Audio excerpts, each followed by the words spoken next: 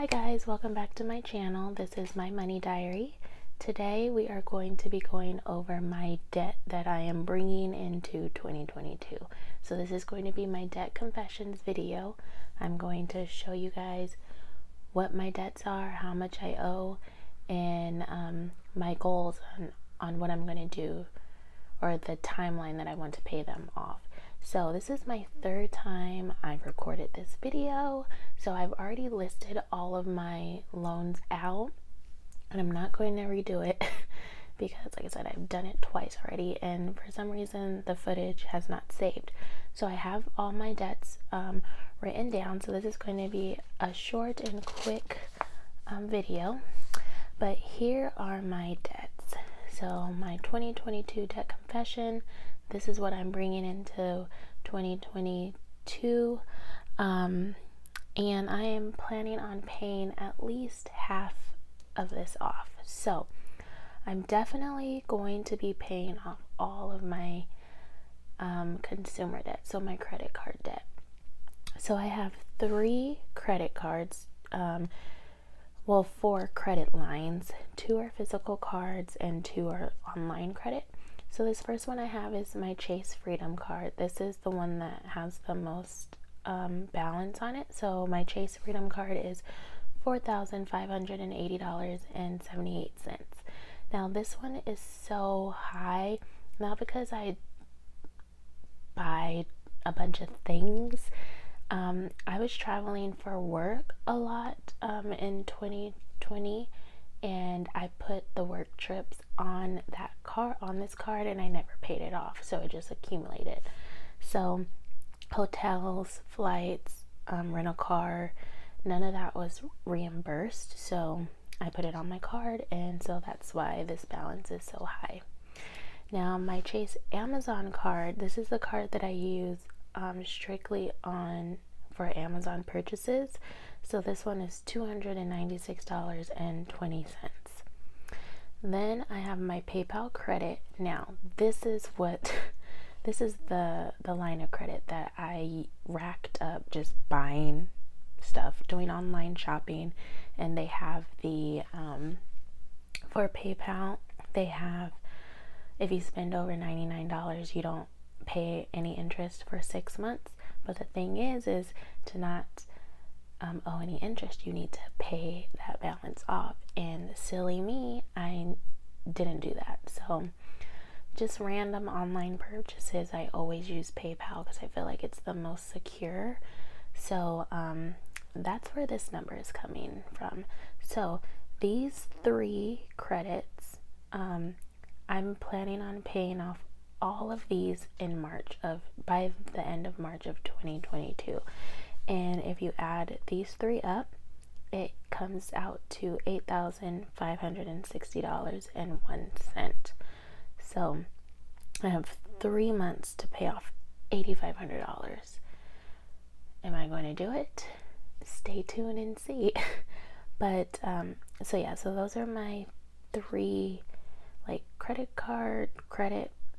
type of accounts. And then I have this Affirm, which in 2020 I bought a Peloton and I financed it with Affirm.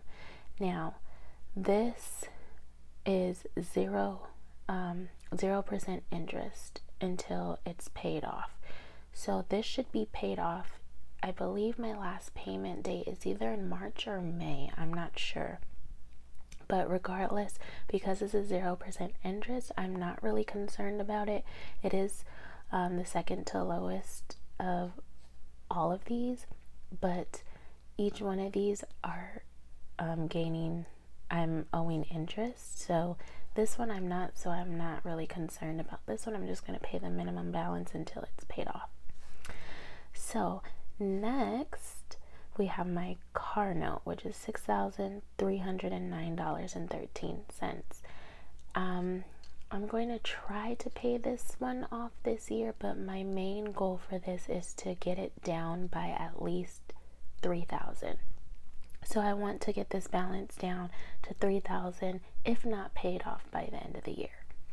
So that is all of like my consumer type debts.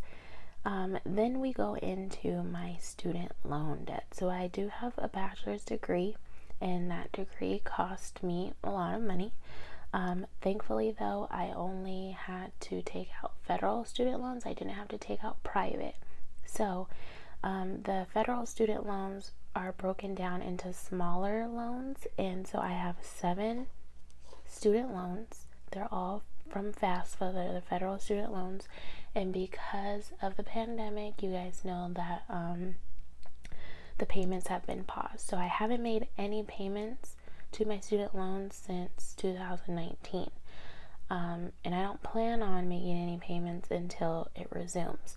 So my plan for this is I want to pay at least, one of my financial goals was to put $16,000 to my student loans.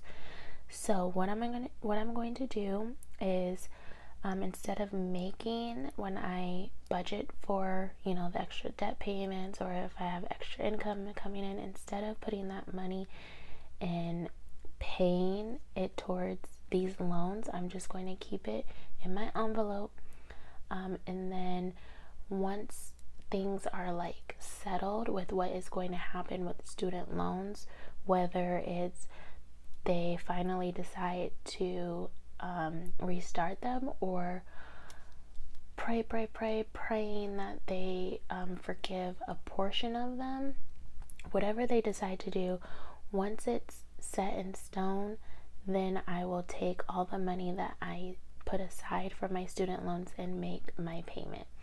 Now, the reason why I want to do that is because I don't want to be putting thousands and thousands and thousands of dollars and paying towards these loans, and then Biden says, oh, we're gonna wipe out student loans. Okay, we can only pray that's gonna happen, but let's just say I put $16,000 on my student loans next month. Not gonna happen, I don't have that, but I'm just saying.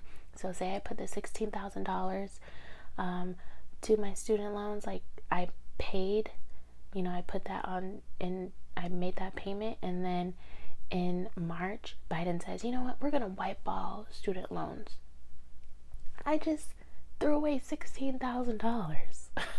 So sorry, you guys, there was a little jump cut because my light went out and everything got all dark. So that's my reasoning of why I'm just going to save up to pay the student loans instead of having the money now and paying as I go, because like I said, I want to know for sure what's going to happen with student loan payments before I actually start making those payments. And then like I said, once they say, oh, you know what, we're not forgiving any loans, and the payments resume in June, then when that time comes in June, I'll just put all the money that I saved up to make these payments and make the payment. I hope that makes sense. So I listed out these student loans from largest amount to the least amount. So as you can see, I have 4 7,000 plus loans, and then I have 3 5,000 plus loans. Now when you add all of these up, you get a grand total of $60,590.05. Whew, that's a lot of money. So what I am planning on doing is I want to see if I can at least cut this number down by half this year, by the end of 2022. So if we have $60,590.05, and I minus my credit card debt, so $8,560.01, minus this Affirm 508.57, and then $3,000 for my car, and then $16,000 student loans, we should be left with $32,000 $521.38, which is still a massive number. Like, that's so much. Let me see.